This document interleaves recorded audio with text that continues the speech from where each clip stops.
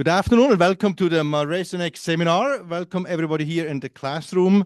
We have some special guests today that all come, I believe, from TIFO or are related to the Pterographics International Foundations, and we will learn more about them in a bit. And also welcome to our folks that attend virtually from via Zoom. My name is Peter Mullner, and I jointly with Dr. Steve Crowley and Richard Elliott lead the MARESUNEX Seminar. It's my pleasure to introduce the speakers today. After we introduce them, they will give us a presentation for 40 minutes, after which we have a short breakout for discussions, and those who join us remotely may choose to go into a breakout room for a few minutes or stay in the big room, and after that we'll come back together for a Q&A with our speakers. And it's now my great pleasure to introduce Rachel Thacker and Dr. Casey Bartram. Rachel Thacker is a member of the Shoshone-Paiute Tribes and has lived on the Duck Valley Indian Reservation for most of her life. Rachel serves as the pesticide coordinator and solid waste technician for the Tribal Environmental Protection Program. She has managed multiple federal and state grants for environmental protection on the reservation. Previously, Rachel worked for 6 years with Nevada Gold Mines, supporting environmental compliance and monitoring. Rachel's experience includes environmental audits, air quality groundwater monitoring, corrective action planning, sampling, reclamation compliance, improving data management, and community environmental health project development and implementation.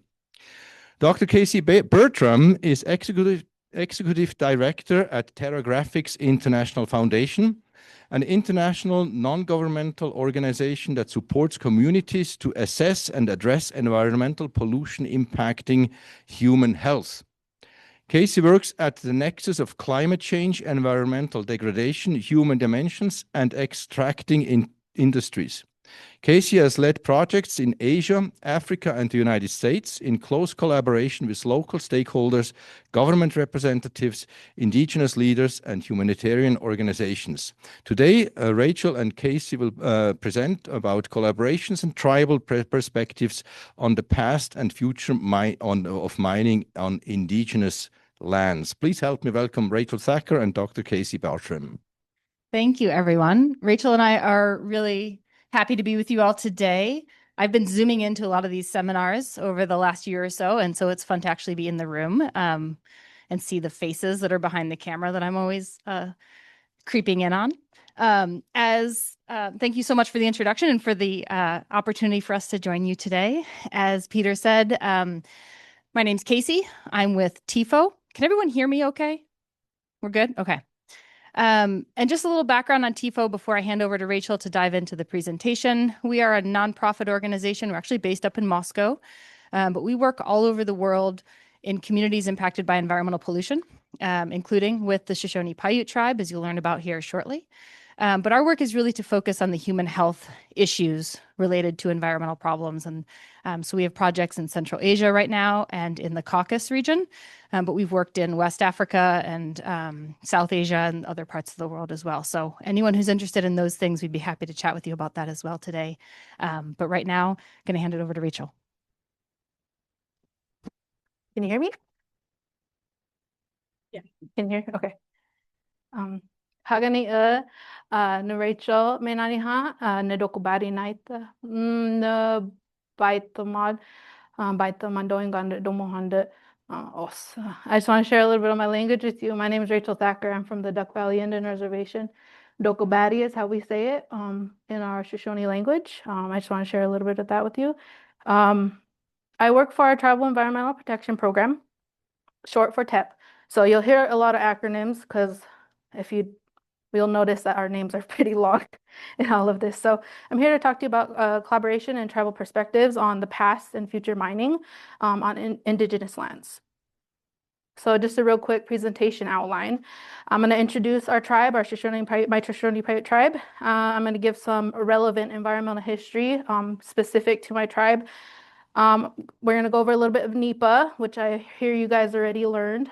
Went over a little bit, and the challenges with consultation And you're going to get a little bit of the tribal perspective on that, not so much just what the process is. Mining in the West, which is heavy, to say the least, I guess. And then a project that we put together, it didn't have the greatest fate eventually with the administration, so 7 generations. And then what my tribe is doing moving forward. So the Shoshone-Paiute people, the tribe is Western Shoshone and Northern Paiute. We once freely occupied this area, so Idaho, Nevada, and Oregon, which ultimately, the resources and the land was seized, and we are on reservations now. The Western Shoshone and Northern Paiute have utilized the area from time immemorial. So this is where my reservation is located. This is the Duck Valley Indian Reservation. We are the Shoshone-Paiute Tribes on the Duck Valley Indian Reservation. Also, the town is Owyhee. So you'll see Owyhee right here. Can you guys see that? Yes, okay. So Owyhee right here, this is Idaho. This is Nevada. If you notice, 50% of my reservation is on Idaho, 50% is in Nevada. So just keep that in mind as something to remember. Right here is Boise, so you can see how fairly close we are. We only have one store, so coming to Boise, I grew up coming to Boise all the time. This is where we got our food. Like before we had the store, I remember we would have to come here like twice a month, plan a trip twice a month to like stock up on groceries and stuff like that. So I grew up that way. All right, so 2 states means 2 time zones. We operate on Mountain Time. 2 EPA administrations, 2 Forest Service offices, and 3 BLM offices. So also another thing to keep in mind as we keep going through this. Farming and ranching are kind of like the main stays in Duck Valley. We established jurisdiction from BIA, from Bureau of Indian Affairs, in 1993. That was not too long ago. We have approximately 2,300 tribal members, and about 1,100 of them live on our reservation currently. And those numbers are very rough. We kind of, go through different processes to try to get those updated, but people move, as people pass away, kids are born, sometimes it's hard to track. We are a non-revenue tribe, so just a big thing to remember, which means we don't get any external monies. We are totally, or I guess we don't generate our own revenue. We are totally run off of grants. Like there's probably just a very small proportion of us that aren't running off grants. All right, so just to get a little idea of our tribal operations, we have a clinic. We have a Hawaii Community Health Clinic. That's our tribal clinic. We have a Duck Valley Housing Authority. That's our housing. We have a tribal headquarters, which holds our council and a lot of our program offices. We have a combined school, right? K through 12, pre-K through 12, sorry. And it lies on the Nevada side, so it's Elko County. And we have Bureau of Indian Affairs offices, which is just our law enforcement. So they cover our law enforcement. So we still do some collaboration with BIA. So just to get a little bit idea as of jobs and kind of what we have, those are kind of like the main sources of jobs, right? With the people we have and the limit on those jobs is not very much. So just to go into a little bit of a detail, I'll talk to you about TEP, my program that I'm under. So we have a water quality department, which monitors our lakes and our river. We have a non-point source program. We have a super fund, which is kind of in its last phases. We have a general assistance fund, a gap funding from EPA. We have a pesticides and air. We have a Pets for Life program.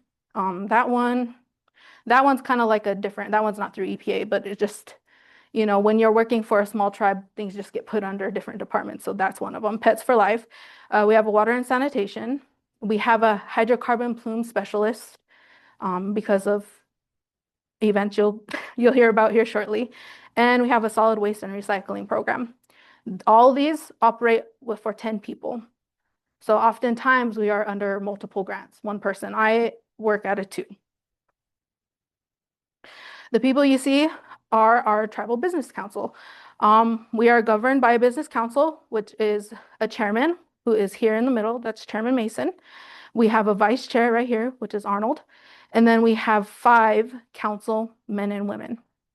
So they're the ones that go and, talk to the state legislature. They do all that kind of stuff. They find us more revenue, try to get us more revenue.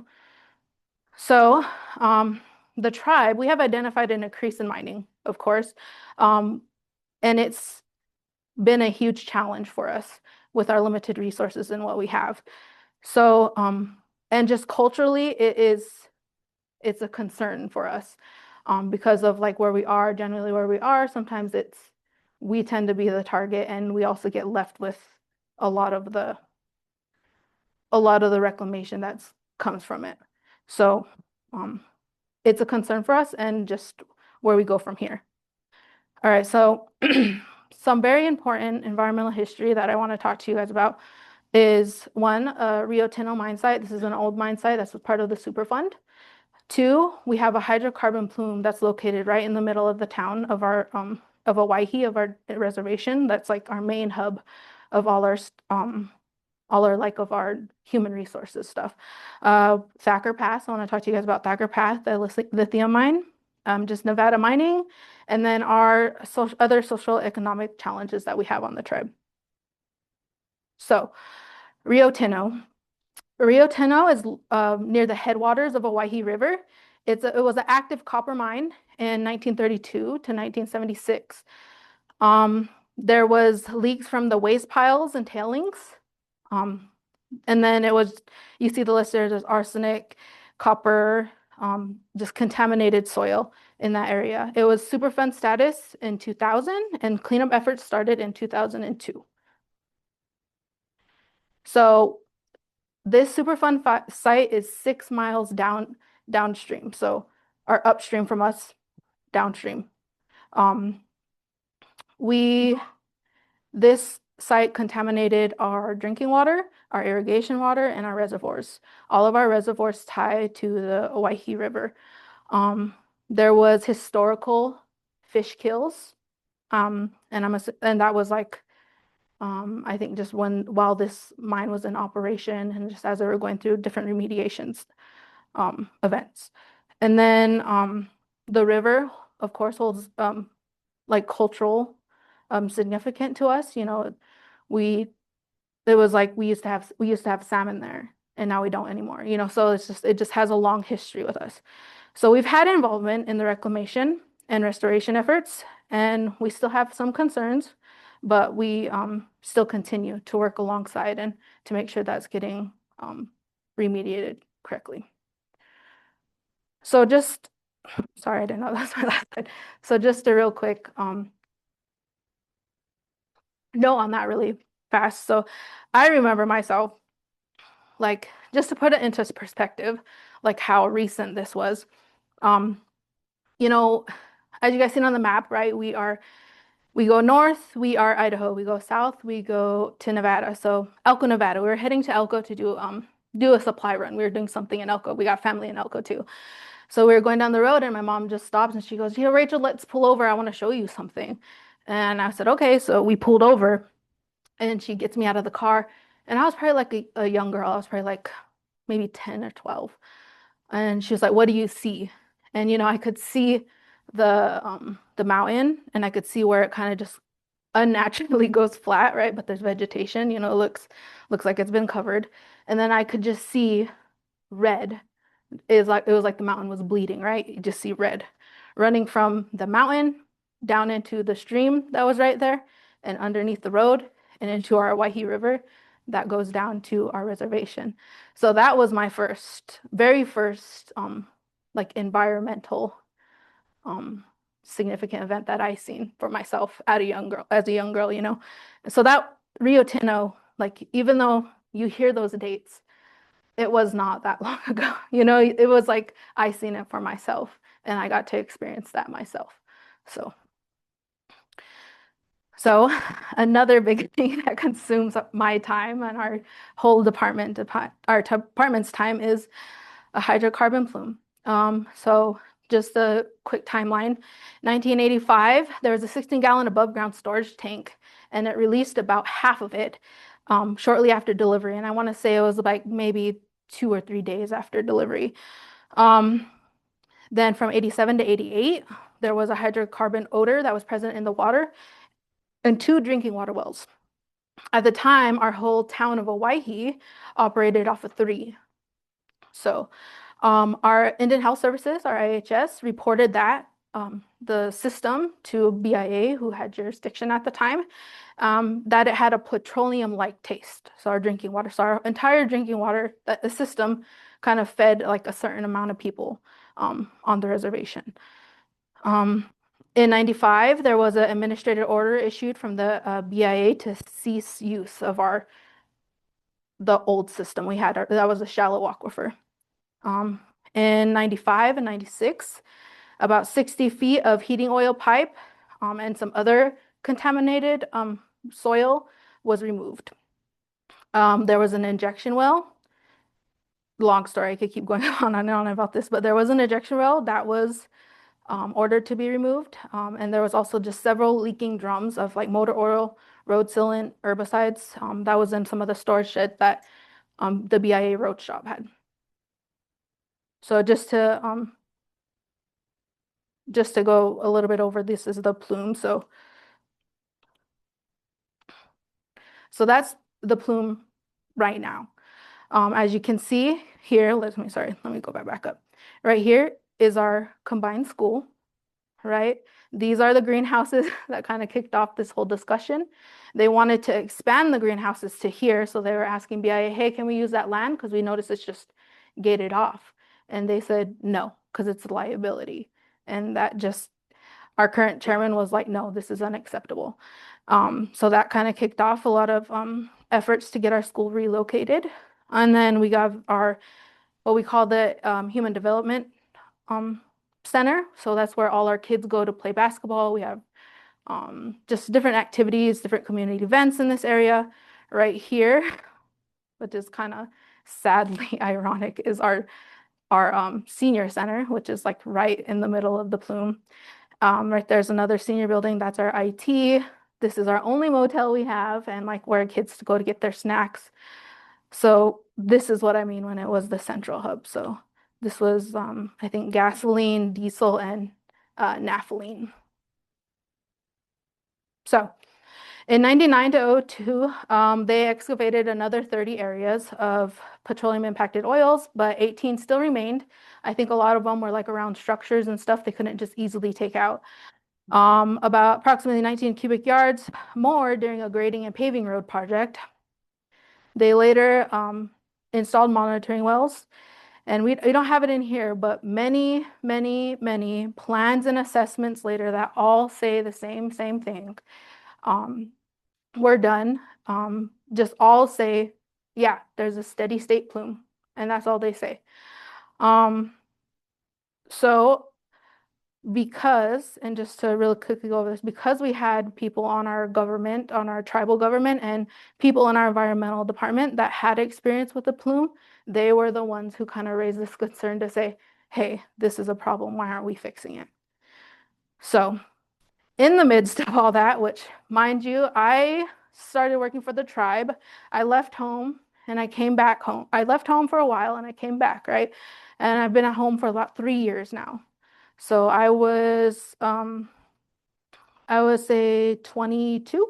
I came back in 22. I got off working my environmental technician job, and during that job, I also worked doing remediation work for a hydrocarbon plume, where I literally had a bailout product. I literally had to monitor Al-Napple wells and just other monitoring wells in the area, work in a whole system where they pump the water in and out to just keep it flowing, like so it doesn't continue to go down into the groundwater, right? I did all that stuff. So when I came home, I learned about this. It was kind of weird how it just all worked out.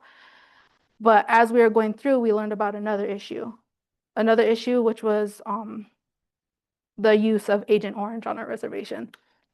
So Agent Orange, which I will say going into these slides, this is very new. This is part of a gap assessment we are just now starting. I wish I had more to give, but this is all what we have. So Agent Orange is an herbicide that contained dioxin. It is highly toxic, and which it persists in oil and sediment. BIA used this Agent Orange on the reservation, in the 1960s and 70s, which is famously used in Vietnam. From a tribe's perspective, there was a lack of transparency and accountability on the BIA side. And to this day, right, we talked about the Rio Tinto, and we always thought Rio Tinto was the reason why we had high numbers of cancer. When then we learned about this while we were going through the assessments with BIA recently. Oh, sorry, I think I missed that. So I started in 21. That's when the stuff kicked off, like all the hydrocarbon plume. And then we just found out about the Agent Orange in 24. So just to put some timeline on that. Now we are going through some health studies to investigate reports of cancers and chronic fatigue, neurological impairments, and immune toxicity. So we are in the middle of doing all that right now. And which we do, I think at one point, we were almost having someone, an elder or someone, pass away from cancer almost once a month, which is hard when you come from a small community. So just a little bit more of an idea. This is an irrigation canal, but it was also a swimming area for all of us.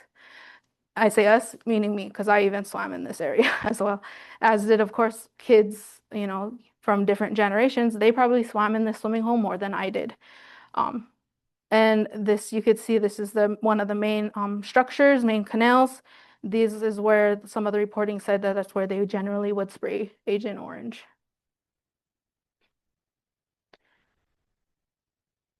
So Thacker Pass, shifting gears a little bit.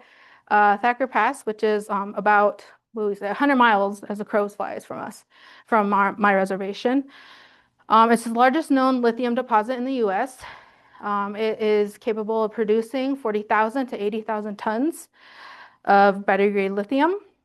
The project was fast-tracked at the end of Trump's first administration and heavily supported by the Biden administration.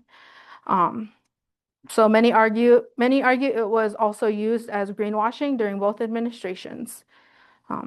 Construction began in 2023, and full production is expected in 2027. So there's an open pit mine requiring significant water use, which is 1.7 billion gallons, and they will have an on-site sulfuric acid production. And I can't speak to the tribe that's closest to this location, the McDermott tribe, but I know it's hard to hear. It's hard to hear them talk about how they have to truck in their water. They don't drink their water, even right now. Though, so they all drink out of bottles, and they have to get water put into their tribe. So.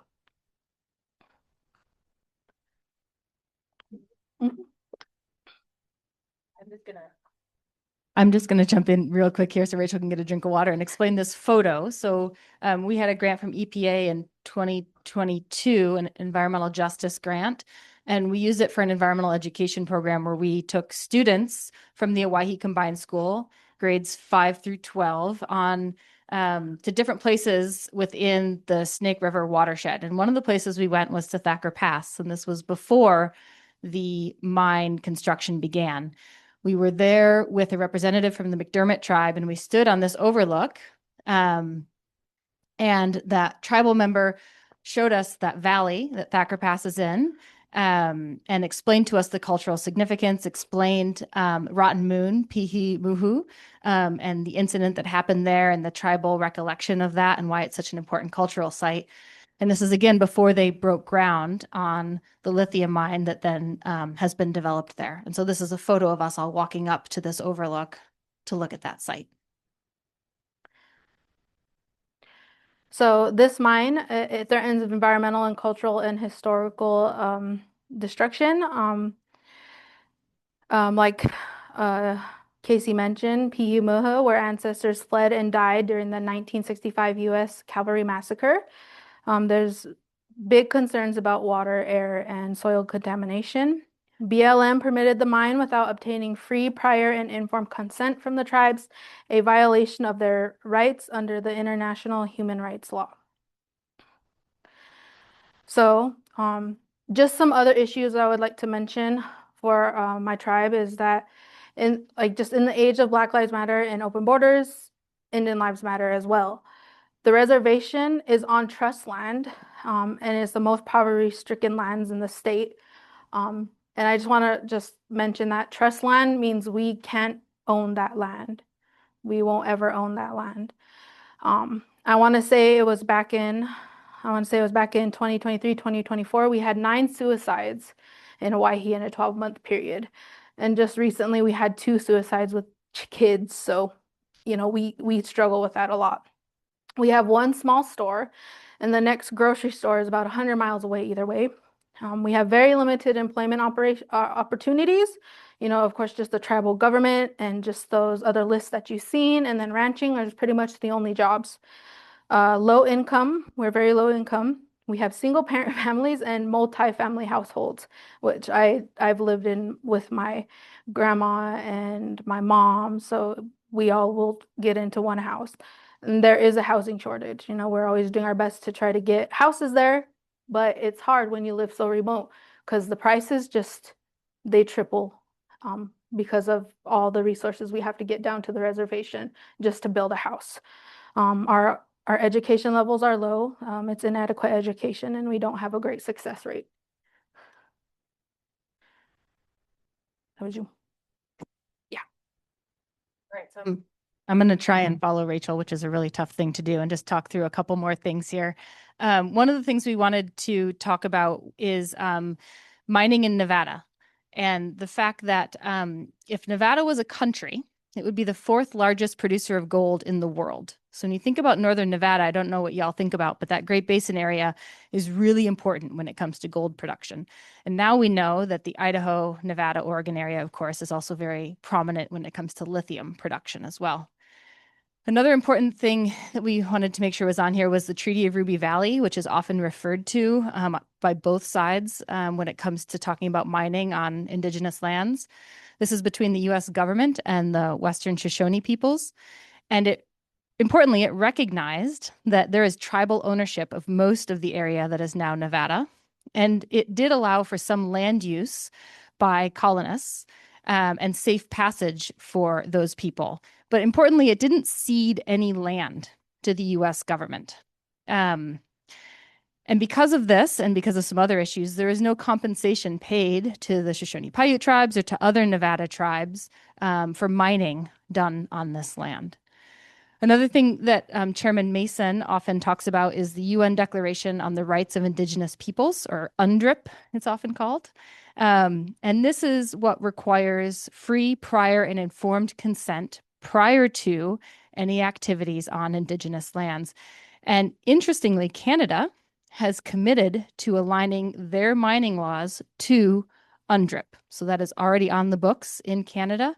British Columbia is the only province that has actually figured out how to implement this. And the implementation is definitely the biggest challenge in coming through. But Integra has done some work up there, and that's what they're trying to bring down, I think, to the US as well. We know that you all already learned a lot about NEPA, which is great because you can probably teach us a thing or two.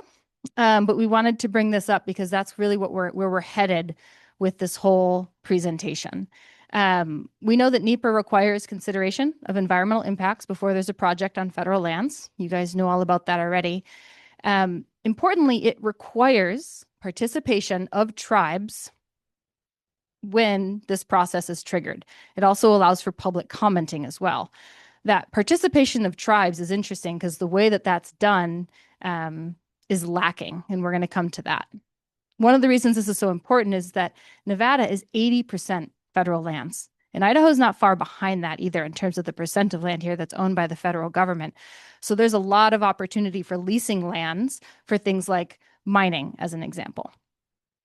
When there is a tribal consultation going on for an activity on federal lands that's going to impact the historic lands of any of the tribes, agencies will reach out to the tribes, whether it's BLM or the Forest Service, and they will give them an opportunity to comment. But the way that that's done sometimes is just sending a letter to the tribe and saying, here's what we're going to do. What do you think? So in order to do this, the tribes are expected to engage in the scoping process early in that process, I'll remind you guys of that process in the next slide. The tribes are supposed to go through thousands of pages of documents and environmental impact statements and identify specific areas where there's concerns or potential impacts to cultural or other issues related to those projects. And they have to make staff support available in order to do that. So if you think about a tribe that's entirely run on federal grants, where all of their staff are allocated to really specific projects, and that's the only way that they can employ people, because that's their only way to get revenue in, to have those jobs available, that becomes a really big challenge. There are two ways that tribes can engage in NEPA, of course. There's the government-to-government consultation, and there's also that public comment period. And that comes into play later when we talk to you about the project that we were doing down there on this. But here's a reminder of that NEPA process for you all. And so if there's a potential for that significant impact, as you all learned in your class recently, we go over to the yes side. We go through all of those steps. And in that, tribes have to be consulted along the way. And the public, of course, has opportunities to give comments in there as well. But when you think about the amount of work that the tribes are already dealing with crises of various forms on the reservation, and the amount of work it takes to go through an EIS, which is incredibly onerous, this becomes a really big challenge. This is the topic of your class, so I don't have to tell you all too much about this, but we need a lot more metals for the future. In order to have our society move forward in the way that we've designed it, right? And so for green energy alone, we know that we need almost 1,000% more lithium in the near future and almost 600% more cobalt. The statistic I always like to leave people with is that in the next 25 years, we need the same amount of copper as we've mined in the last 5,000. It's an enormous amount of resources to meet this green transition. A lot of those resources are coming from lands adjacent to reservations in the West, and all of them are coming from lands that were historically owned by and occupied by tribes.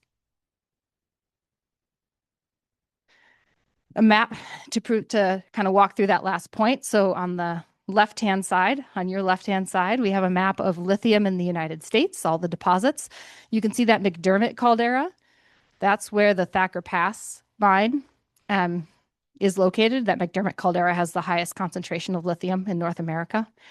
And then the map on the right is showing you reservation lands. Of course, all of the lands used to be and still are tribal lands. But when we talk about reservations, you can see that there's a pretty good overlap between where the reservations are and where these lithium deposits are.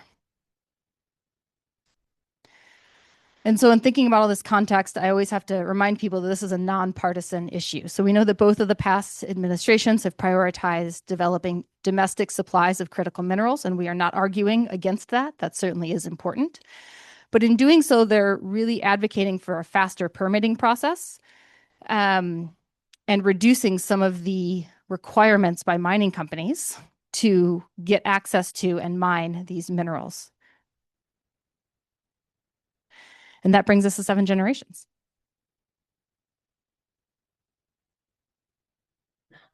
So I want to start this off. So like I said, I was worked at the mine for a while, and I think it was like my first week or so back home, and getting my job in the environmental department. And I met Casey and Whit, and I told them my side of like how it felt working as a tribal member on a mine site.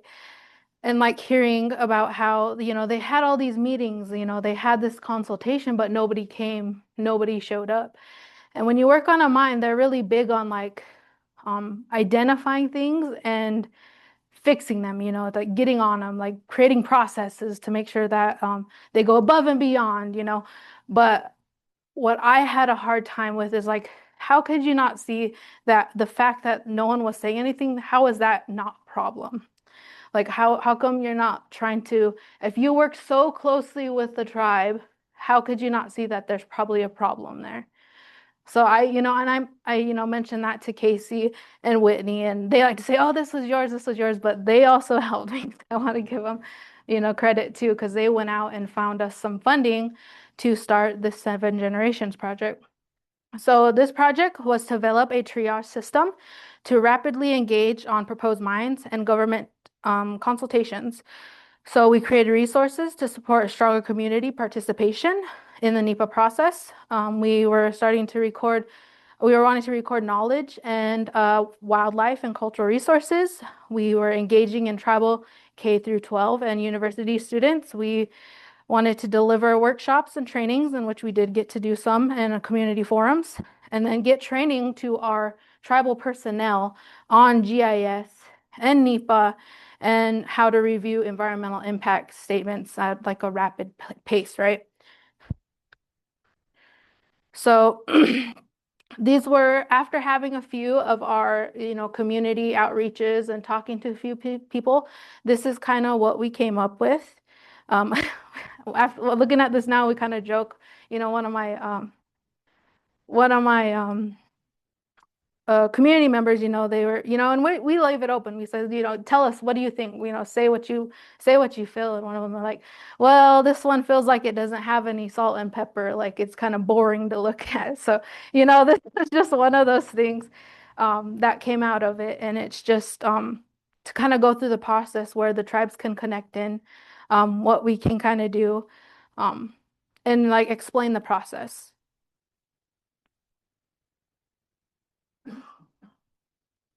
So just some tips on there, the scoping, a draft environmental impact statement, and then the final. So, oh, this is Casey. Yeah, sorry. So we'll make this pretty quick, so I want to leave time for the rest of the presentation. But that project was terminated 1 year in when the new administration came in and canceled all environmental justice programming. So that ended in March of 2025. So we haven't been able to continue that project in the way that we had intended, although we are trying to pivot and do something related, albeit on a smaller scale. We've been working really hard with EPA to try and get it reinstated, but we haven't had any luck yet. We also just wanted to highlight the number of executive orders that have happened related to mining in the West as we've led up to this project and since then. With the last one, well, there's two I want to point out. One, the prioritization of mining on government lands, the second to last bullet there, Executive Order 14241, ordered the Department of Interior to make mining its #1 priority on federal lands. So that's Bureau of Land Management is under the Department of Interior. It also expanded the list of what are considered to be critical minerals, which is important for the fast tracking process. The last one I wanted to point out happened in November of last year, so fairly recently. That's still in the House of Representatives, and it's a proposal to amend NEPA. There's a lot of talk about amending NEPA to make it better. And in this case, what they want to do to make it better is they're proposing narrowing what triggers an environmental review and limiting the scope of effects that would be considered and reducing any delays in the process that could be caused by litigation. So these are all important pieces of context when we talk about these issues. Okay, and that's our last switch. Okay, so going forward, right, what is the tribe doing right now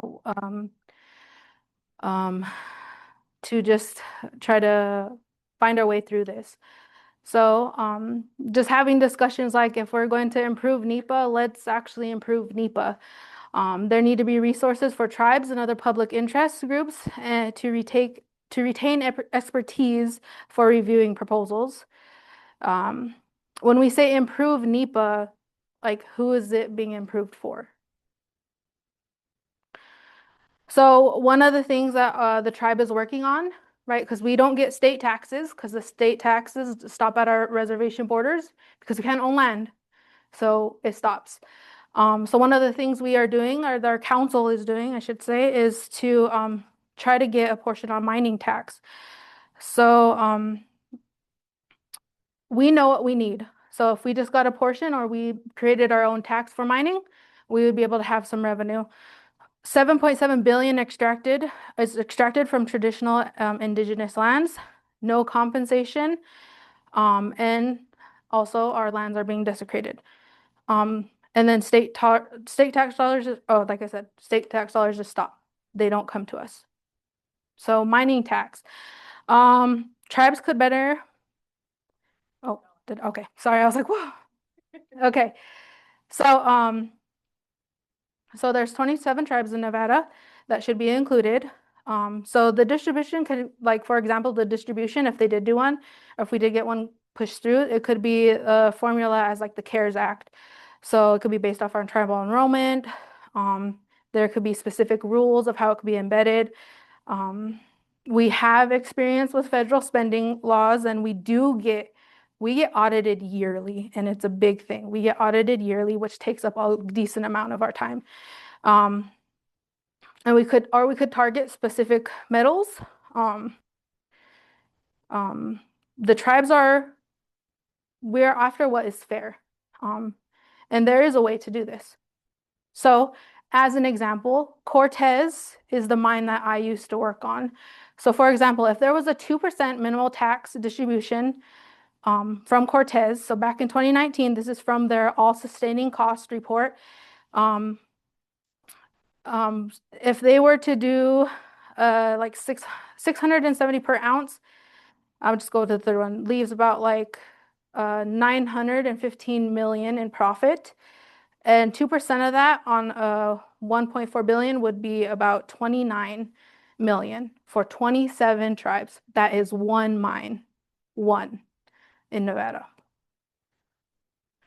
So, and just other works, if you guys haven't heard already, we are partnering with the Coeur d'Alene tribe. And we are going to start, hopefully, get a casino resort put up not too far from here. I think it's like down by I don't know if you guys drive Mountain Home at all, but the stage stop there, it's in that area. And then as I was told, you guys got to talk to Integra a little bit. We are entering a partnership with Integra. There's a variety of things they're partnering us with, but I think the main thing that I want to mention from there, that was a really quite refreshing interaction. It wasn't a company coming to us because they're like, well, I have this plan, you need to look at it, or I need to tell you about this plan because this is what I put in there. No, it was them coming to us saying, we see what people do in Canada. We want to do that here before we start up this mine again. We want to come to you guys and be able to have contacts firsthand with us. Like, you don't need to go through this higher up and not get to talk to anybody else. You could talk to any of us. So that was very refreshing. Coming from working on a mine, coming back home, it was very different. So I'm excited to see what happens with that. It's very new. A lot of our people, from what I could take, are a little like understandably, they're a little worried about it. They're unsure. They don't know what's going to happen. So, excited to see where that goes. So just really quick, in closing, I'm not here to tell you guys, oh, look at us, we're so poor, we're so sad, or even trying to say, I'm Native, so follow my culture, follow my traditions. I think there needs to be a common ground where we realize that we all need what this land provides for us, all of us, from the food, the water, the air. So when do we come to a point where we're like, all right, we need to figure this out? And I think that's the main point of this. So thank you. We take a few minutes. I think we have on the next slide the questions. Here we go. We'll not go into the breakout room for the online groups, but here we take 3 minutes in each team, read the questions, talk to them, and then we'll get back here for the Q&A. All right. I'm glad there is some talking going on here, and that's now a good time to come back and get our speakers, please, back on into the front. We'll open it up here for questions. Who is taking the first? Thank you guys for the great talk. I was curious, we've had a lot of mining industry folks in here presenting, and they all talk a big game about how modern mining is a lot cleaner and more environmentally friendly than mining in the mine that created that Superfund site on near your reservation. And so I'm curious, as a environmental professional, do you have faith that modern mining practices are as environmentally friendly as the mining folks are claiming, or are they just kind of trying to say that and not actually backing it up in reality? Well, Well, for me, from what I've seen, I think the big thing for me is just being honest with what really does happen. Because I feel like it's a lot of masking and saying like, oh, this is gonna do this is gonna do this, without actually addressing what really will happen. You know, they always like to say things like, you know, this spill, like to prevent this spill, to prevent that spill, and you're gonna get a spill. Like that's just inevitably gonna happen. But instead of like focusing on that, we choose to focus on the maybe just looking like that's what it is when it's really not. This is a great question. I really appreciate it. As part of a team of people who are sitting back here, who I think would agree with me when I say the answer is yes, it can be done a lot better than it was done in the past. We certainly can do it a lot more efficiently. The question is if it's done that way. And that's when it comes down to how regulations are enforced. So having worked overseas at sites that have been mined, if those regulations aren't in place and well enforced, there's no incentive for a company to do the right thing if they can make more money by not following those guidelines. And so in the US, we have historically put a lot of those regulations in place to protect future generations.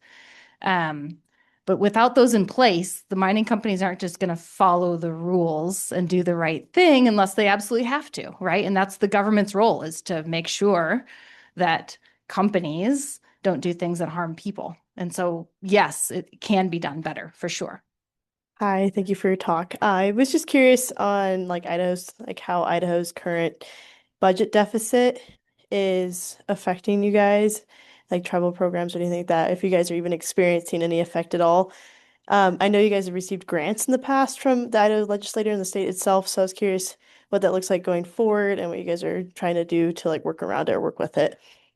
So it's kind of crazy. A lot of our funding actually comes from Nevada because of I don't know, to me I feel like it's maybe because our council, and I probably should have mentioned that our council, it can be literally as long as you're a tribal member, you're a certain age, you pass a background check, and there's like a couple other things. Anybody could be a council member. And before, right, if you don't leave the reservation and come back, you know, if you don't gain that, either the schooling or that knowledge of how to go out and talk to these people, you're not going to know.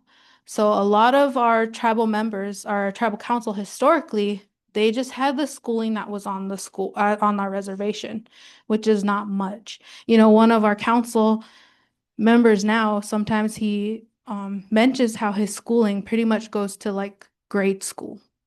So it was challenging before. You know, we didn't have, I think it was just hard to try to get those people into the office to, you know, seek those funds, which is like you mentioned in the video, our chairman now, he was ex-Marine, he did some schooling in politics, and you know, he's a fighter. So I think that's why. But I think we are starting to get more into Idaho. We don't do too much. We are part of USERT. Sorry. I was like, what is it called? USERT. And I think mostly our fishing game department. But from what I heard, I don't think it's too much affecting them right now. Hi there, thank you for the talk. So I just had it's mainly regarding Idaho. It's about the constitutional amendment to the Idaho Constitution they're trying to pass, which would make federal lands go to being state lands. And obviously, with the budget deficit, that would incentivize the state government to sell off those lands. And I was just wondering if you guys had an opinion on that. I have a lot of opinions on it. Yeah, I don't know what the tribe's stances are on that, so I certainly don't want to speak to that. I think the concerns there are pretty obvious, not just from a mining perspective, but also from a forestry perspective, also from like as a public lands user, what that means in terms of access to public lands. And so, you know, there's a reason that we value state rights so much in the United States. We're a huge country. So states' rights are really important because we're so diverse. We can't all be treated exactly the same. I do think there's value in having some overarching guidelines and rules that we all have to follow. And I appreciate that about federal lands.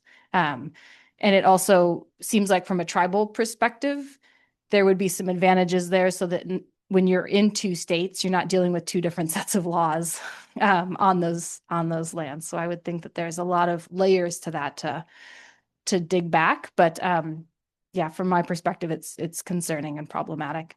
That's just as an individual. Yeah, so my question is more just a clarification because I'm a little, I guess, ignorant on how it works. So the tribal lands, you said you guys got, is it like sovereignty? You guys got sovereignty instead to rule over the land that's still federally owned? Or I guess I have some follow-ups. So we gained our sovereignty. We were federally recognized back in, I think we said it was 1930 something. But just because we were federally recognized, we were still on trust land. So that's federal land, right? So we can't own it. And then BIA, Bureau of Indian Affairs, oftentimes they had jurisdiction over the land. So they're the ones that were in charge of these different departments, our health clinic, our law enforcement. We had to pretty much follow certain rules under BIA. So once in 1993, we went away from BIA and are on our own. And now the only thing that's on our reservation for BIA is our law enforcement. Okay, and then you guys are, you said a non-revenue tribe Yeah. who then the only funding you get is through the US government? Yeah, so we get, so for my department, I get stuff we mostly do EPA grants. We only get EPA grants really. And then we have a grant writer, thankfully. You know, we're a very fortunate tribe to have a grant writer. So they go for IHS is a big one, Indian Health Service funding. That's another big source of funding that we get. And again, I'm pretty sure those are all allocated monies for tribes. Okay, so your main goal then is to get sovereignty not only over the land, but also own the land to make decisions for the land? Well, we can't. We You can't can't. because it's federal. Yeah, we won't ever be able to. Oh, okay, so just a piece of the pie then for the. Right, just a piece of the pie, just because state dollars, right? We don't get that because we don't pay like property taxes and stuff Okay. like that. So that's why the state taxes, they stop at the reservation line. We don't see that money. So in order to get some revenue, right, instead of relying on all these different grants and redoing all these things, and I don't know if anybody got a grant themselves, but it is hard work. Like you spent half the time doing administrative work, and then you do the other half doing the field work or whatever the project is you're doing. And a lot of times tribes are allocated certain amount of monies, but they're very little. They're very base grants, which means like specifically for my pesticide grant, the most I've seen with that grant is $40,000 a year. So that only pays for part of my salary and then part of whatever projects I have to do underneath that grant. So that's why I have to run out of 2 grants. So then that means me doing double administrative work, double the field work, and then everything in between. I'm doing it for that 1 grant. So it's okay. To respond to a consultation. Yeah, and then what she brings up is we put out for these grants, right, a year in advance. We say what we're going to do. This is how we're going to do it. This is how much money we have. This is where it's all going, right? Year in advance. So it comes time to do the grants. And then there's this big mindset, right? This real close. Well, I can't take that money to allocate my time to look at this big EIS. I just can't, because what I'm paid for is a pesticide grant and a solid waste, a recycling grant. That's how our whole system is. So when these new bigger things arise, we don't have the money for it. Anybody else? Yeah, here. With the partnership agreement with Integra, how much does the tribe stand to gain? That I don't think I've seen hard numbers for that yet. They've talked about just about having that person. They're going to have a representative from the tribe. They've allocated a job, so that person's going to go from the Integra site to home just to talk to everybody.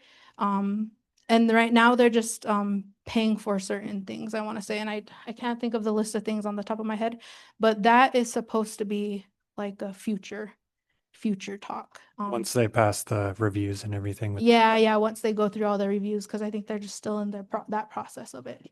Yeah, which again, I might add, they came to us before they put in their EIS into the NEPA process, which is no mine has ever done that. And from what I heard, a lot of the mines are pretty upset that that took place, that they were the one to set that kind of precedent. So take that as you will. I'm a visitor today, and I'm a board of the TIFO, the chair of TIFO, as a matter of fact. And thank you, Rachel, for I've been hearing about you for a long time, and very happy to see your work and hear about it. But I'm interested in the last question, or not next to the last question, about NIMBYism. And I learned a long time ago from my colleague and friend Nick Fergenberg. I can't say his name. Frudenberg, who wrote a book. He's a professor of public health in New York. He was at the wrote a book called "Not in Our Backyard," and in that book, he talked about how communities could work together to back on pollution problems and work together to solve community problems. So it's not, it's the individualism. But the question I'd like to bring to you is are you working with other tribes around the country, around the West, to have collective pushback or working together to make things better for you? Yeah, it's a good question. And I think it's something I should know is that my tribe specifically the Shoshone-Paiute tribes, we're the more, I guess you could say, established tribe. There's a lot of tribes that have less than what we have. Like they barely even have an environmental department. They barely even have a council that's there all the time. A lot of times their council, they don't get paid. So I want to say we're like the top, maybe like 2 or 3 out of all the tribes in Nevada, because a lot of tribes struggle to just keep people in those positions, or just keep people and to keep their tribe afloat, to be able to apply for grants and go for money. Because I can't remember, but a lot of tribes, they don't have casinos in Nevada. Well, how about across other states? Idaho has, and Nez Perce have they've got a casino, but they also have an environmental department. And actually, I work with Gabe up there. I don't know if you know him. He runs that, or did. I think he's over in Hanford doing some environmental kind of work over at Hanford. But there's been activity up in Washington State, for instance, around environmental health and environmental pollution. Are working regionally instead of just with the state of Nevada? Yeah, I think it's very hard. I don't know. I don't know if it's just because of all the stuff that the tribes, like all the different problems each tribe has, because I talked about specifically Shoshone-Paiute, but we're not the only ones that are in this type of situation. There's a lot of tribes that faced very big contamination that affected their people, whether it was environmentally or just wasn't maintained in a certain way. We are just one of many.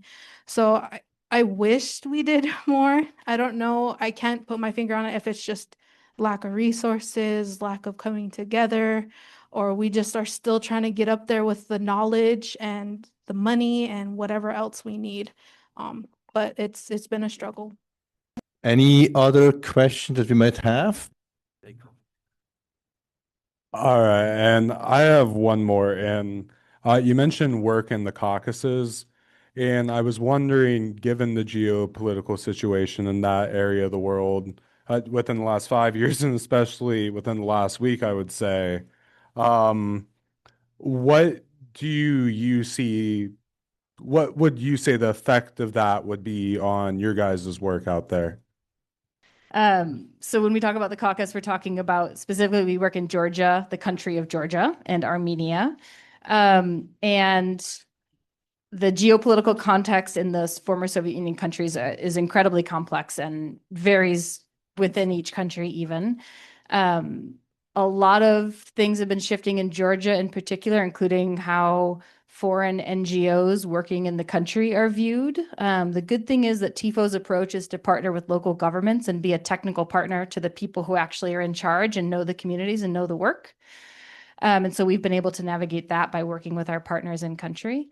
Did just have to change my plane tickets for later in the month so that I'm not flying through Qatar. So we definitely are impacted by all of these things that are going on, as are a lot of other people in more severe ways than us. We work really closely with Doctors Without Borders, and are able to rely on a lot of their expertise and their knowledge about each context, which is very helpful. So we can reach out to them because we're a tiny NGO in North Idaho. There's a lot of things we don't know, but we're able to rely on our partners in country and in the humanitarian sphere to help us out with that. But yeah, definitely a lot of people being impacted locally and in wider circles. I think my question is kind of big. I don't know if we have time for it. I was just wondering if or how the consultation goes regarding cultural significance of land, if there is any, and do these companies need permission? Do they listen to you? Is it just like a formality that they're talking to you about it and they'll just go do whatever they want anyways? Or just wondering for some insight on that. Yeah, so it's a little bit of it feels a little bit more of a formality. So we have, which is kind of,